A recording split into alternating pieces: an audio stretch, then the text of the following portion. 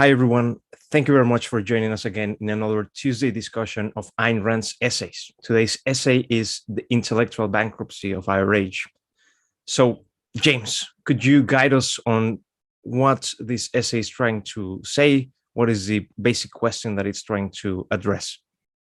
Well, this is 1961. This is Ayn Rand's first appearance of the many appearances she would make until the year before her death in front of Boston's famous Ford Hall Forum, which was, a famous discussion. I mean, they would have leading politicians and intellectuals, mostly from the left, appear to make speeches at the Ford Hall Forum and to have an interaction with the audience. This is her first Ford Hall Forum. The Atlas Shrugged had just been published 4 years earlier. The only other nonfiction material that she had available now at this point was a speech, Faith and Force, Destroyers of the Modern World, and her book for the New Intellectual. And she'd participated in a symposium, Ethics in Our Time. So in those earlier works, she discussed, for the New Intellectual, her philosophy. That's her first nonfiction book, was published this same year. And so she's already sort of set the intellectual context of her wider philosophy. In this particular speech, she's zeroing in on the intellectual bankruptcy of political discussions in her time. Ayn Rand believed that at that moment in American history, ideology was under assault and dying from both sides, and that capitalism was dying for lack of a defense. She is resuscitating an idea that had, in effect, died by the middle of the 20th century. What we in America call classical liberalism, and in some places in Europe still has persisted to be called liberalism, a defense of individual liberty that includes a defense of capitalism, the free market, the liberal order. Or as one professor she quotes in this article, the defense of representative democracy with limited powers, with maximum freedom for the individual. If we define liberalism that way, it was simply dead by the middle of the 20th century in the United States. Both political parties, in effect, had collapsed in any sort of defense of, on the right, of freedom, of truly the free market, on the left, of true liberalism. And liberalism had then taken the term, because liberals throughout the 20th century had moved to a complete socialist or quasi-socialist position, completely separating themselves, in effect, from the defense of what was once known as liberalism. In America, it's a really tragic thing that happened in the early 20th century. The idea of liberalism was seized by the socialist left. And the defenses of capitalism, such as they were before that, had completely collapsed. And so the intellectual right in the opening decades of the 20th century collapsed. There was really no intellectual right. As many observers have noted, as for the intellectual left, it had already started into significant decline. But Ayn Rand is addressing herself here to liberals because she believes that it's liberals who failed to understand their own liberalism for philosophical reasons. She believed, and she still believed at this point, and she would continue to believe, that conservatives were the real enemies of the free market, that it's only defenders of progress, liberty, what were called liberals, that are really the heirs of laissez-faire capitalism, of redundancy. But here she's defending, in effect, classical liberalism, and she's defending it to liberals in a liberal audience, applying now her wider philosophical, moral ideas to politics directly. Now, within this analysis of the two factions, that is liberals and conservatives, she says that by the way that they speak, they tend to hide the real goals. What are these kind of goals, and why are they hiding them? Well, you see, capitalism had never really been identified properly at all. And the great success of the 19th century was economically. I mean, it was unprecedented in human history, the material progress that humanity had made, the amount of wealth, the population growth, the prosperity, the quality of life, the technological achievements that were being made, all of it going completely unidentified, And it's really the fault of both sides. And both of them are in effect evading the philosophical underpinnings of capitalism. Both of them are evading the causes of this great revolution that occurred in human well-being and prosperity, thanks to the free market, thanks to real liberalism when it emerged. Both sides were sort of collapsing into each other without really, you have, on the one hand, you've got liberals who are now progressively becoming less liberal, and you've got conservatives who are never defending really the free market. And they each had their own motives. On the left, they really do believe in power and physical force as a means of solving political disputes. On the right, they had no principled opposition to that. They went back to some folksy Cracker Barrel sort of, religious traditional, but tradition, the God, faith, family, the God tradition family swamp, as Ayn Rand called it once, was their only defense. There really wasn't an intellectual defense of the free market, and the one-time intellectual defenders of the left were now collapsing themselves into mysticism. Both of them don't understand reason. Both of them are abandoning, in effect, reason from a form of neo-mysticism by the middle of the 20th century without serious intellectual arguments. And both of them, in effect, have the motive to evade capitalism and the morality that underlies capitalism. And here's Ayn Rand, who's going to come along and point out exactly what philosophically they were missing that caused them to miss the most important, perhaps, anthropological event in human history, the Industrial Revolution and the success of true liberalism. And why is it the case? Why has capitalism been left away from the political landscape? Altruism. Ayn Rand puts her finger, as usual, right on the, politics depends on deeper philosophical issues. The morality of altruism had never been questioned. Even the defense, and this is perhaps the most revealing thing, from Adam Smith to John Stuart Mill to Herbert Spencer, they were all, to Adam Smith, it is a bizarre paradox, some invisible hand that allows the selfishness of some individuals to redound to the benefit of society as a whole. To him, it's this weird paradox. How could it be private selfishness leads to general prosperity? John Stuart Mill with his utilitarianism. Well, you see, the only justification for the free market is that it does, provides the greatest pleasure for the greatest happiness, depending on how you want to define it, to the greatest number. In other words, it's good for people whether they know it or not in a mathematically calculable way. He has not abandoned altruism. He's giving an altruist defense of it. Herbert Spencer, consider him. He was the social Darwinist on the free market side. Of course, he got it just wrong. Capitalism allows the weak to survive for the first time. But again, you see, it was a social, collectivist, altruist justification. No one really understood that what it boils down to is the morality of a person having the right to pursue their own well-being and happiness. They seem to require sacrifice as the basis of any morality, any moral justification for their system. The left, they have no problem with that. They just embrace altruism generally, and people should be forced to be altruistic through government. But it's the morality of altruism which had never been questioned. You are, in effect, a slave to your community, your tribe, the collective, the class, social class, whatever the collective is involved here. Your justification as an individual exists only insofar as you serve this collective. Altruism and sacrifice to it, give up your happiness to it. Altruism had never really been opposed. And of course, capitalism depends upon the morality of selfishness, the profit motive.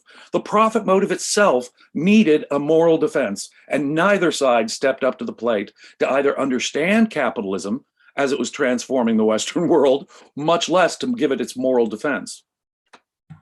No, she also mentions that there is this idea of how the real issue of capitalism has been evaded, and especially from both sides.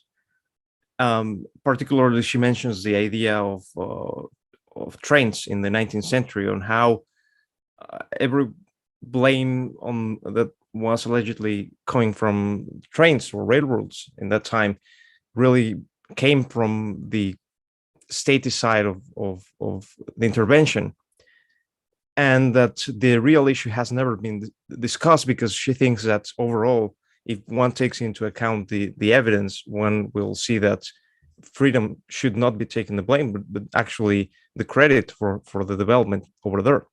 So what are the what could be the modern interpretations of this?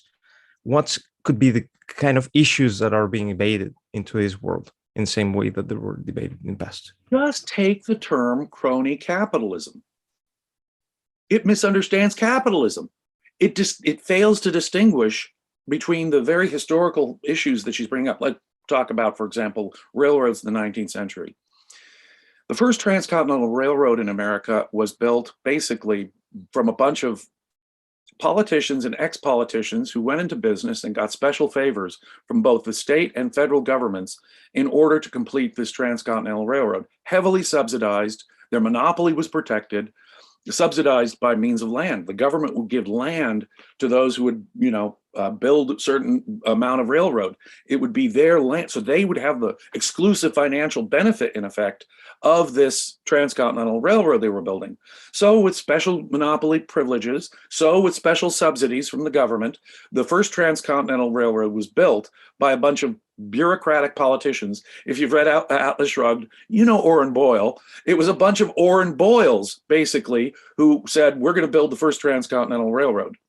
That transcontinental railroad was rife with corruption, enormous corruption. It was incompetent. It basically had to be completely rebuilt within the first 10 or 15 years of its building. It was a disaster. It was a disaster of government graft, government corruption, and an inefficient economic model to begin with. Almost at the same time, within a decade or so of this happening, a transcontinental railroad was built. The Great Northern Railroad, which completed a railroad from Chicago to Seattle. It did not rely on any of those government subsidies, any of those monopoly privileges. Very little government help happened. Actually, James Jerome Hill, the guy that did that, fostered industries, brought in industries. The industries of the northern tier of America were basically fostered by the coming of this railroad, so that private fortunes could be made along the railroad instead of the monopolistic fortunes of these bureaucrats in the first one. James Jerome Hill, his railroad ran profitably and efficiently throughout.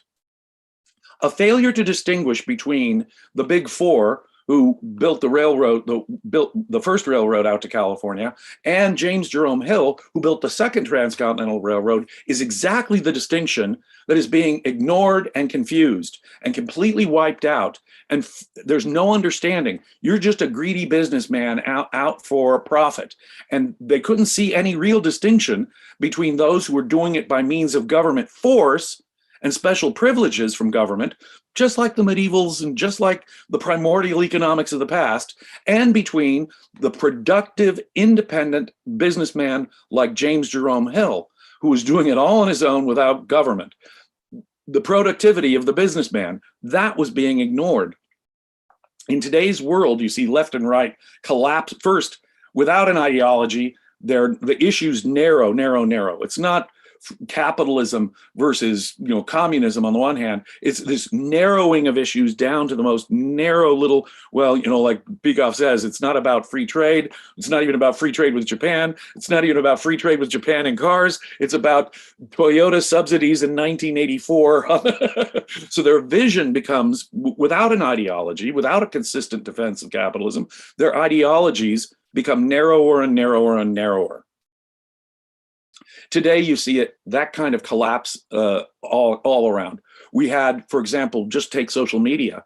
We had the spectacle of watching the left defend corporate free speech as it leans left with Twitter and Facebook, and you have the right, for example, complain about so-called corporate censorship. Again, a complete blurring of the lines. The right takes the issue that the left had. The left is sort of explaining it in terms of the right. And so they collapse into each other. They narrow their focus, and no one is actually identifying the nature and causes of what's really going on, the principles involved. In the course of the 20th century, Ayn Rand begins this thing by saying she was envious of the left at one time. In the early decades of the 20th century, the defenders of socialism, the defenders of progressivism, gave intellectual arguments. They were attempting to give both moral and economic and even historical arguments for their position, and they presented themselves as intellectuals. Following World War II and the crisis of socialism, the failure of communism, wherever it was becoming more and more realized, and even the left was recoiling from their own ideological defenses in the earlier part of the 20th century. In the earlier part of the 20th century, as for the right, they had completely collapsed. All the classical liberal defenders in magazines like The Nation magazine, an intellectual magazine in my country, literally moved from a defense of capitalism to a defense of progressivism and socialism by the 1920s. The intellectual right had completely collapsed and was only in the middle of the 20th century beginning to resuscitate an intellectual right at all, at all. There was no significant intellectual opposition, say, to FDR's New Deal in the 1930s. There were a couple of intellectuals like Henry Hazlitt or H.L. Mencken, but that was it. There was no intellectual right to speak of. There was, by the time Ayn Rand is speaking here in 1961, there's a total intellectual breakdown on both sides of any kind of consistent intellectual defense. So she says, I no longer have any jealousy for the left. They've become a bunch of mystics, neo-mystics. They've begun to attack reason as such, or they've begun to attack prosperity as such, realizing that the left has in effect failed. The socialism and communism are not delivering the goods as we promised they would. In fact, now capitalism is to be attacked for its prosperity on the left, you see?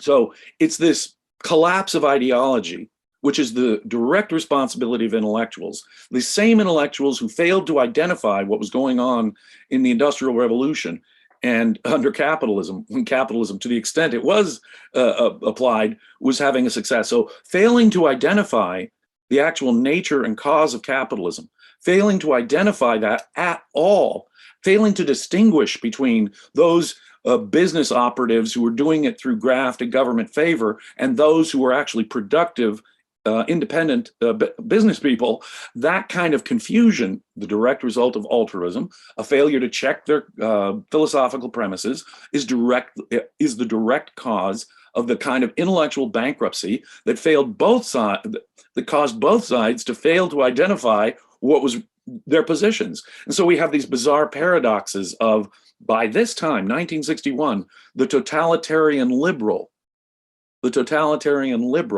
And of course, the conservative was simply a defender of tradition. Well, what does that mean? Old religion, old aristocracy?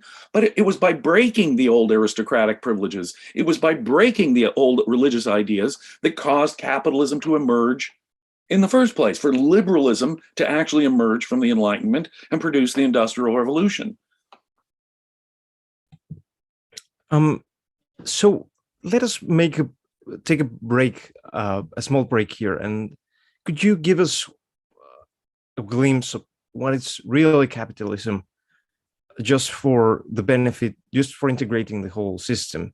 Because maybe some people in the audience might be new for this, about this concept. So what is Rand referring to capitalism? Oh, and the intellectuals in the media are leading the pack and confusing people about what capitalism is.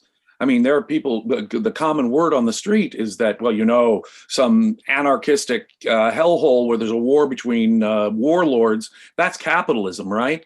Or when some businessman gets some special favor from government, that's capitalism, right? Capitalism means government intervening for certain businesses or for certain businessmen. No, no, no.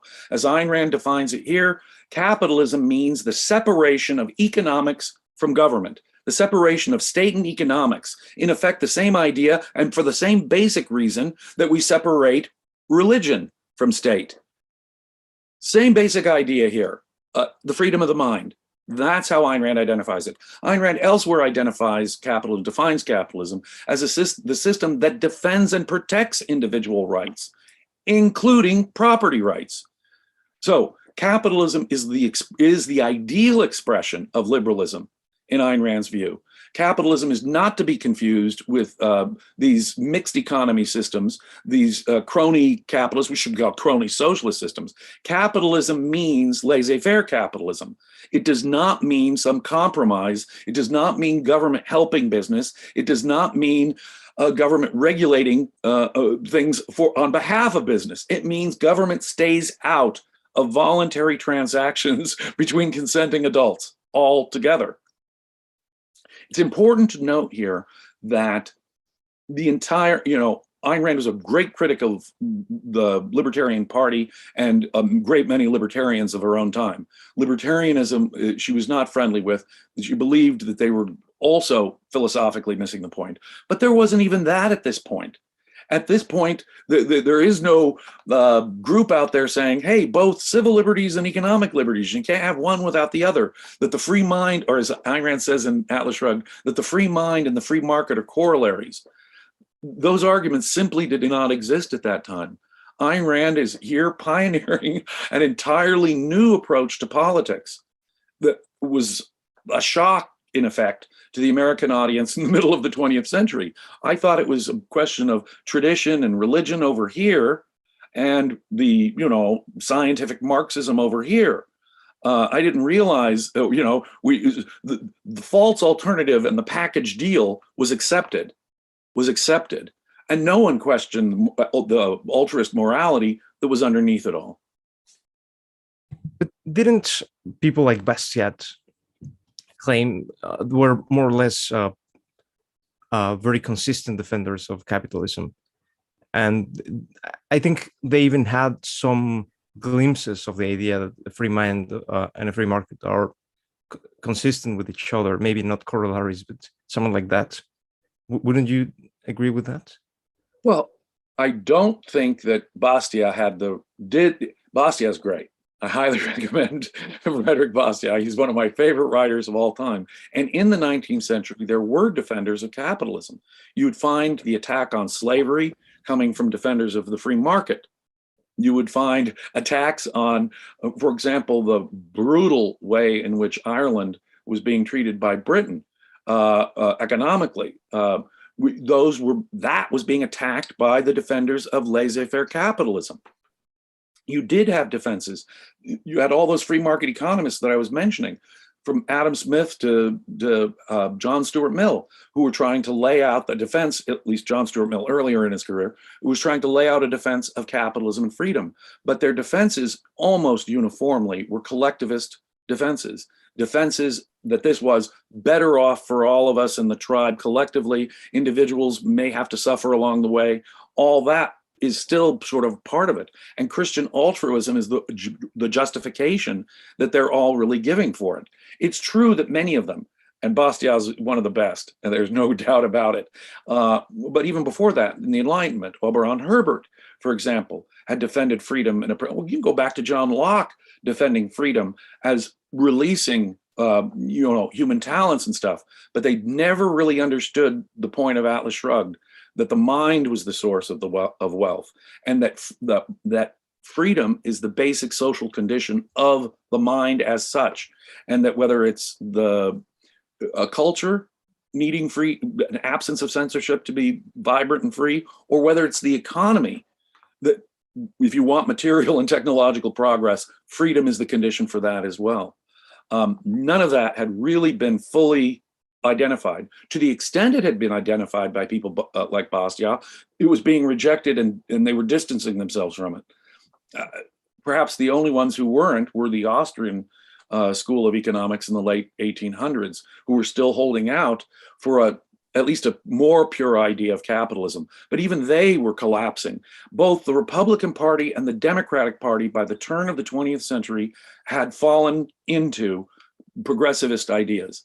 Progressivism was affecting both the Republican Teddy Roosevelt and now the Democrats, even the Democrat Woodrow Wilson. And that had fundamentally altered both parties. Both parties now were not advocating, in effect, no one was advocating, in effect, consistent liberalism, individual freedom and individual rights in a consistent way. If they had done so, then they would have realized that only capitalism could protect individual rights. That, for example, on the one side, if you nationalize or socialize the media, you have de facto censorship. There's no other way to look at it.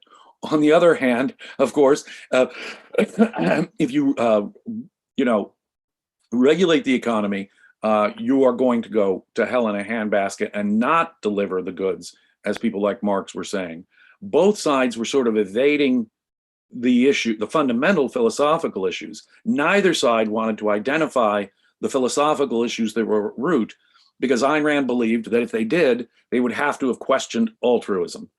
And so it leads to these bizarre spectacles. I mean, Ayn Rand herself says, look, to scientifically evaluate capitalism, which is what they should have done, they should have looked into its nature and causes. They should have distinguished between the businessmen who were doing, good work and without government help versus those who were getting rich through government privilege. They didn't. Ayn Rand said she had to do her own historical, and she did. If you look at her library after she passed on, she had business histories, biographies of famous business people on both sides, histories of the railroad, part of what her research for Atlas Shrugged. She herself did research, and she had to do it herself, she said, to distinguish between these two kinds of successful businessmen, different ways they got rich. And what she found out is that all of the abuses that were laid to the feet of capitalism were really the direct result of government intervention. And all of these progressive regulation things, whether they're antitrust laws, the Federal Reserve, the Food and Drug Administration, different regulatory agencies in my country, they came about because businessmen joined forces with government to get special regulations to keep out competition. Ayn Rand is well aware of that, but by this point, no one had really ever made a study distinguishing those things. Ayn Rand had to do it herself, a remarkable fact. And well, would you happen to know that there is now this book claiming that which innovations have come from the government and which ones have come from the free market? And in a ridiculous conclusion, the author says that mostly all of the innovation R&D is coming from the government, and she gives the example of the internet through DEFCON. I don't remember the exact name of the program, and she's been. What an amazing example to prove her point absolutely wrong, right? The internet could only make a difference to the masses of people like you and me, absent the government getting out of it, government letting social media do this so that we could have this private. I mean, if it wasn't for the for-profit social media platforms, the benefits to humanity from this would have been completely lost. Let's say government comes up with an idea. Let's say a government scientist comes up with an idea. That idea still cannot make a difference to anybody's life absent capitalism, absent freedom, absent the profit motive. It is only the profit motive that brought the benefits, say, of the internet to the masses. No government program did that, or would ever, or could ever do that. Television sets came into being on a purely profit basis. Television sets. Computers as such, which pre-existed the internet, came into being for purely profit reasons. And it was only the profitability of providing computers to government, not to government, to private businesses, that created the computer industry in the first place that would permit the internet to be developed. So even ignoring the arguments about whether the internet itself was, quote, invented by government, which is highly questionable proposition all by itself, by Al Gore. That still doesn't answer the question of how the internet benefits all of us. That happens through a for-profit way. And notice that most of the great benefits, maybe two government agencies are interacting and develop a way of talking to each other that they call the internet, right? But all the benefits that the internet provides really can only be found in the free market. If it had just been one government agency talking to another, even assuming that what they were saying is true. But no, the integrated circuit, the transistor, the computer, the television, let's go back, the light bulb, were all for-profit inventions, would not have come into being but for the profit motive of men like Edison and Tesla. The fact that petroleum became so widely available and there's so many uses to petroleum began with for-profit reasons. Technology, look, the freedom requires, the mind requires freedom. A gun is not an argument. A gun is not going to create innovation. A gun is not going to motivate people to come up with new ideas. And if you're not being rewarded for those new ideas, you're not going to have neither the resources nor the motivation to come up with these new ideas or to implement new technologies. So what they're asking us to believe is that the sudden success of technology and industry just in the last 200 years has been the result of government. Well, we always had government. Government was always doing this. The Greeks knew about the steam engine, but they made little toys for kings, or they made fraudulent religious devices to make statues talk or doors open so that people would be awed and think that it was the gods. There was no for-profit technology, and technology wasn't stagnated for millennia after millennia, in effect, until the Industrial Revolution. Isn't it funny how the discovery of property rights, isn't it funny how the discovery of due process of law and the rule of law in places like England and America is what liberated the technology for the first time, created a difference, made that technology make a difference to ordinary people. That's what capitalism does. It encourages creative thought by making it profitable, by allowing it to be free in the first place. And then it allows businessmen to make a profit by having it make a difference to everyone's lives. Thank you. So let me make a small break again for thanking the super chats. First of all, Marilyn for her very generous contribution, and also to Free Trade in Swedish kronas. And also, I want to thank personally to Wes Stewart's super chat, who says, "I love these essay breakdowns. I have been going through the playlists and soaking them up. Great job, James and Alejandro." Thank you. Thank you very much. And lastly, let me thank Brad Baker for super thanks, which is basically, if you're not listening this live, but you still want to thank and contribute to these discussions afterwards, you can basically click on the super thanks and send us a contribution. And this one came in the psychologizing, a very generous one as well. So thank you very much, Brad. Yes, thank you. Brad Baker. So let me go back to the issue of intellectuals. And you mentioned that altruism was one of the crucial reasons why they rejected capitalism almost at the start of capitalism. But what are the two crucial errors that didn't allow them to see the true nature of this system, aside of capitalism, of altruism? Ayn Rand identifies in this essay two basic failures on the part, especially on the part of the left, on the part of intellectuals, who are still at least in the beginning of the 20th century, sort of holding at one point the torch of intellectualism, although it had faded by 1961. The two issues they failed to understand are what we were just discussing: the role of the businessman, the role of the entrepreneur, the role of this profit seeker, the role of the productive, the role of the productive. So their misunderstanding of the businessman was profound. And here there's a quote that Ayn Rand has an amazing quote from the book that was published the same year she made this speech for The New Intellectual, her first book on philosophy. If I could just put my glasses on and share this quote. Evading the difference between production and looting, they called the businessman a robber. Robber barons, right? Evading the difference between freedom and compulsion, they called him a slave driver. You know, a free labor force are just wage slaves, you see, right? The slave driver. Evading the difference between reward and terror, they called him an exploiter. Think of all that capitalism was delivering. But we're being exploited by these evil capitalists who are giving us microwave ovens, smartphones, televisions, automobiles, electric lights. Yeah, we're being exploited. Yeah. Let's see. Evading the difference between trade and force, they called the businessman a tyrant. the most crucial issue that they had to evade was the difference between the earned and the unearned. And that's exactly their failure to understand these distinctions between men making profits from government from government favors versus the productive, those who come up with creative ideas, those who take risks, those who work hard, those who are consistent and stick with their vision, and who make a difference to the material lives of millions of people.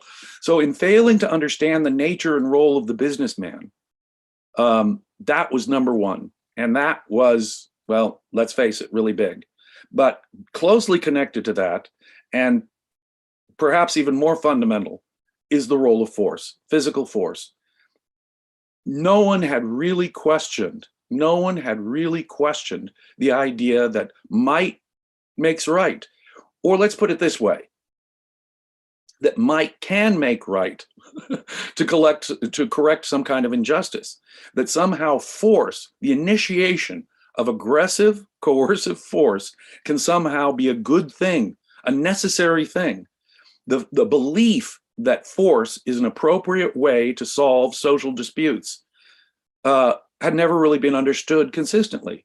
Ayn Rand is really the first moral and political philosopher to say consistently that the initiation of physical force is always wrong. Wrong because it destroys the very conditions of human survival, the conditions of the human mind, our basic means of survival. To coerce you is to shut down your means of survival, Alejandro, to make your life in effect impossible. It'd be the equivalent of a mother bird, as Ayn Rand says, destroying the wings of her baby birds. And that's exactly what force is. It's the opposite of mind. Another speech Ayn Rand gave at this time of Faith and Force, Destroyers of the Modern World, gets into that in much, much greater detail. But it is those two issues, a failure to appreciate. In fact, if it had been appreciated, the role of the businessman, they would have been heroes. They should have been heroes. Men like John D. Rockefeller and James Jerome Hill should have been the people identified as the ones improving the lives of ordinary people around the world, which is exactly what they were doing. If we have a better, more comfortable, safer, more prosperous world, it is the direct result of these productive men's efforts and women's efforts. All I can say is that was a fundamental issue here. And of course, if you think of these greedy businessmen as merely, and these are age-old religious ideas, this materialist versus idealist, the theory versus practice dichotomies that are still working philosophically to undermine and corrupt people's understanding of the role of business people. He's just a crude materialist. He's just after profit. Well, after all, he is seeking a selfish benefit, isn't he? He is seeking a profit here, and we all know that's evil. That's even Adam Smith said, isn't that weird that private selfishness should redound to collective well-being? They hadn't even questioned that. And that's what's blinding them here, you see, making them fail to do the analysis that Ayn Rand herself had to do in order to make these distinctions. Now, there have been other books written since that have also made the point that it is really freedom and it is really brave individual entrepreneurs who are taking a financial risk, taking a bet on their creative idea, a creative idea that's never been implemented before, and bringing it to the masses. Yeah, they get rewarded. Yeah, they get profit for it. They should. They get it. When you think about it, they're only getting a teeny little percentage of the great benefit that they're delivering to humanity. All of that is invisible to both the left and the right when Ayn Rand is speaking. But don't these books that you mentioned fall into the, I don't remember the exact words that Rand uses, but something like, she says something of the nature of, they were, like, the intellectuals were very aristocrats in their thinking. So they thought that they could see businessmen as a beast of burden, like someone, like a pawn that could be moved so that he could do whatever they wanted to do.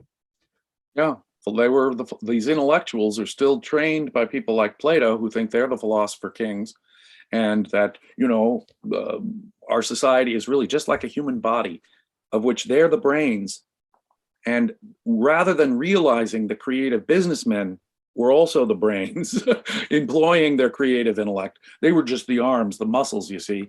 And well, muscles, they can be ordered around. Muscles can be conditioned. Muscles can be, you see. The businessman was just a pawn in their chessboard of collective planning. But look at the defenders of capitalism. Look at their utilitarian defenses of capitalism, like John Stuart Mill's. They're giving collectivist justifications. And when you start doing that, you've conceded the entire case. Well, what about my collectivist justification?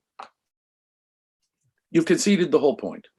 You've conceded the entire debate between individual freedom and collectivism once you've said altruism is the way to go. And if you fail to understand the role of force in destroying the mind.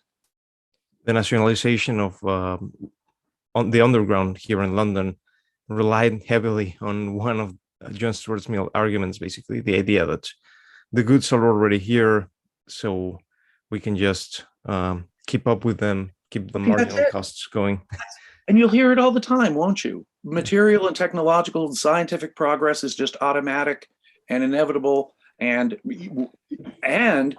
scientific ideas, even assuming that scientific ideas are going to get out there if you have a non-free society, as if new ideas can come about in a world of censorship and totalitarianism, but assuming the new idea is out there, that anyone would actually implement it to make a profit. As I say, the ancient Greeks knew about the steam engine.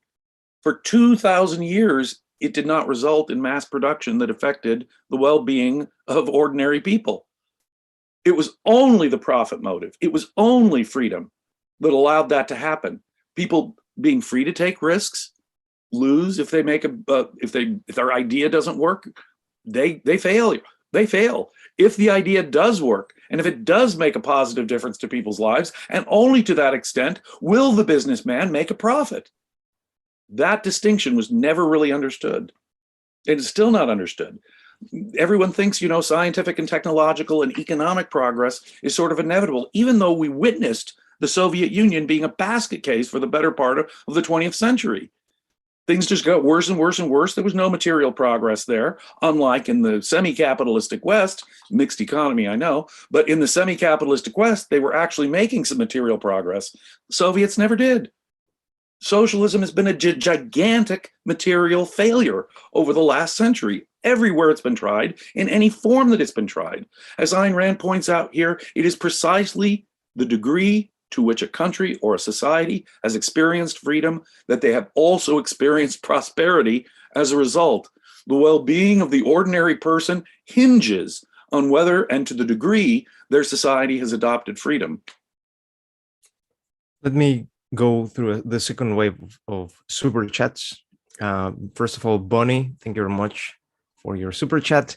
Free Trade sends us a super chat again. He asks, can Rand be thought of as a foremost champion of peace, properly defined? Oh, brings up an outstanding point raised in this article.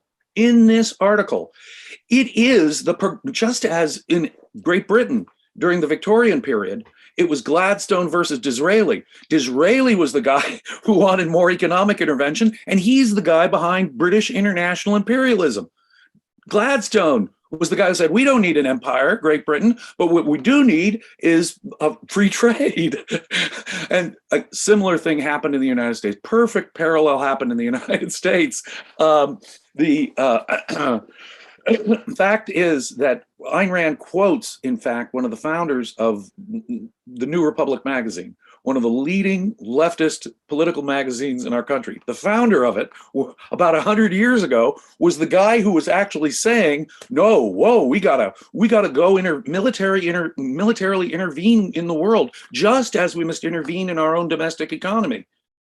It is the progressives who wanted to take control of the economy who were behind the desire to get America involved in international affairs and international wars. It is Woodrow Wilson, the guy that gave America the income tax and the Federal Reserve and the Food and Drug Administration. That guy got America into the first European war that America had gotten into. He was the one who wanted to make the world safe for democracy and so forth. He was the one who intervened in World War One, a war that should never have happened. That war was opposed by capitalists. It was the Republicans in the Senate who opposed Woodrow Wilson entering World War One. And it was those same Republicans who rejected America going along with the Treaty of Versailles. America did not participate in the League of Nations after World War One.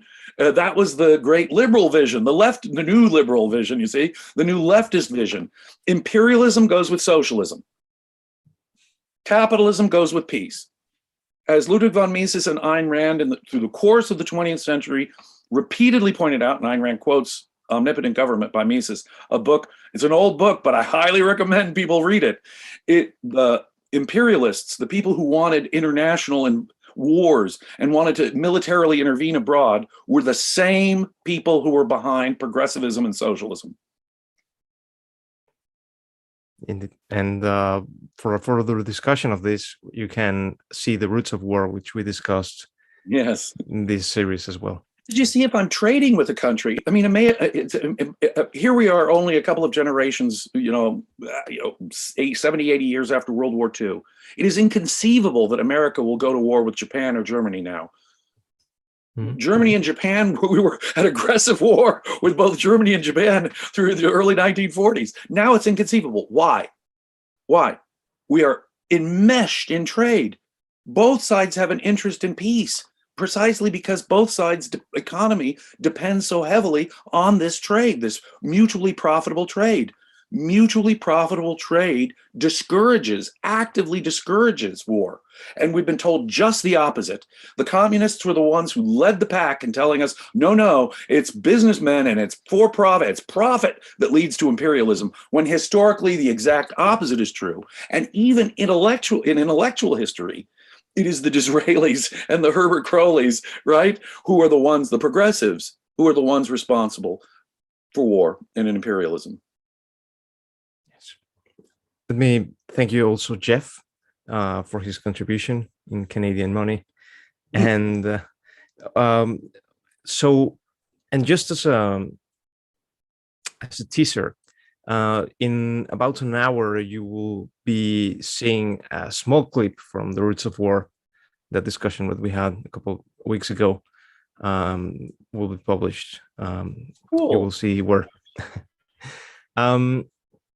Now, James, I think we're running late. Oh, so probably are.